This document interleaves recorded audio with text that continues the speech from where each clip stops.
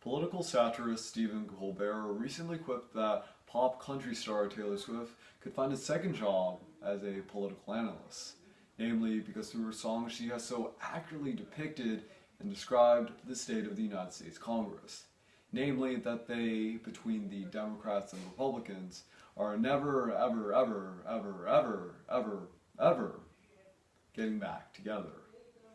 And it seems that in this century of modern politics, many breakups in the political sphere are just as dramatic and often final as Taylor Swift's breakups with her various beaux. In fact, we can see that in the past century between North and South Korea and now the eastern and western parts of Ukraine, it now seems that modern politics in modern countries are now moving more towards disunion rather than unity. And in fact, the most striking and probably the most fearful of these disunions can be found none other than in the country of South Sudan, where the ethnic tribes of the Dinka and the Nuer are now viciously fighting in a possible civil war in the country of South Sudan. Now, considering the fact that South Sudan is itself only just a new country from the formerly larger regular Sudan, many political analysts are now worried that should South Sudan further splinter into various countries, such instability might spread across the entire continent. And thus, considering these concerns by political analysts, many are asking themselves today's essential question, namely, what can be done or what must be done in order to stabilize South Sudan? And the answer to that question is threefold. First, the South Sudanese government must increase its aid from the United Nations. Secondly, it must create better political support for its officials. And third and finally, it must create better protection for religious minorities or those religious groups that are not in power. But now let's look to our first area of analysis, namely that, simply put, the international aid must continue to flow into South Sudan in order to prevent it from further destabilizing. Now, the saying goes that money makes the world go round, and in these dire consequences of South Sudan, it seems that money also keeps peace in the African region.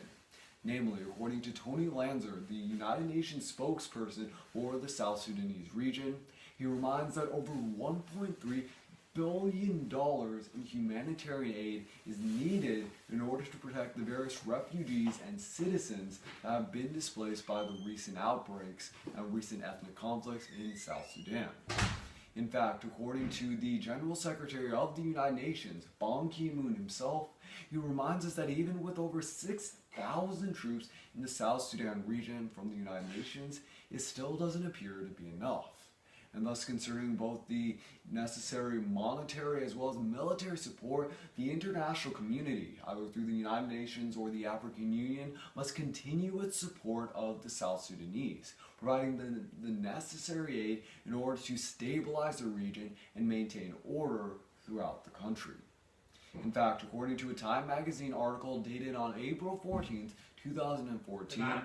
it reminds us that the South Sudanese government is increasingly in need of aid to the point that many of its own cities that are being protected by the United Nations are now being overrun. As the article goes on to state, that in the town of Akobo, many Nuer militias actually overran a United Nations base. And unfortunately, without enough aid and without enough equipment, the United Nations were helpless to watch as many Nuer tribesmen killed many Dinka citizens. Thus, we can see that with the under-capabilities of many places and many cities in South Sudan, much more international aid is necessary to stabilize the country. But now let's look to our second area of analysis, namely that South Sudan must continue to create better political stability in order to create a better general stability for the country. Now, although in the United States, the Democrats and Republicans have accused each other of such strange names as squishy moderates and upright pinheads, they've never quite accused each other of being political opponents or power grabbers. Unfortunately, the opposite, or the same, can't be said for South Sudan.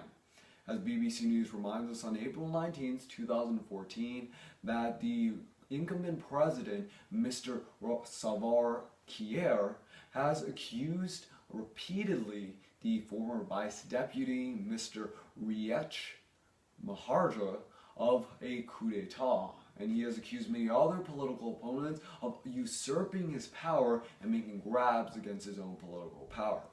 Now, simply put, the main thing to understand is that there's too much political insecurity, such that even the president himself is now paranoid of others attempting to take away his power.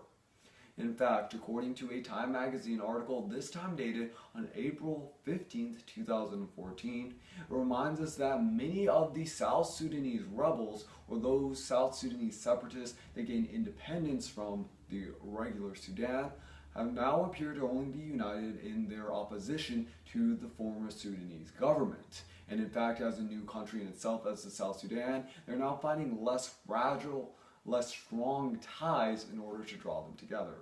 Thus, clearly put, we need to see more international support for the political governments in South Sudan, such that the leaders and even the president himself doesn't need to feel paranoid of any usurping or any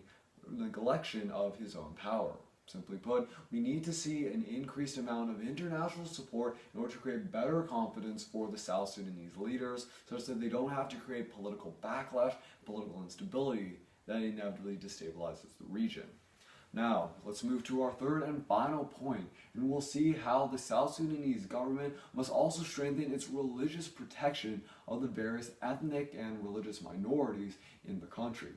Specifically, according to a Time magazine article dated April 21st, 2014, entitled Extremists and Dictators, it reminds us that the greatest indicator of a country's stability is often its protection of minorities. For example, in South Sudan, if an ethnic minority such as the Nuer were protected by the majority Dinka, it would show a clear sign of stability, as either economically or socially, South Sudan would have the capabilities to protect the minorities and stability to not give in to ethnic tension and ethnic violence.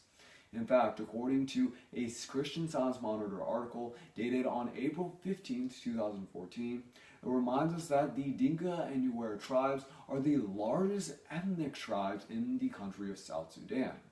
and that many of their insecurities and much of the violence comes from the fact that both groups don't trust the fact that when one group is in power, if the other group that's not in power will still be protected.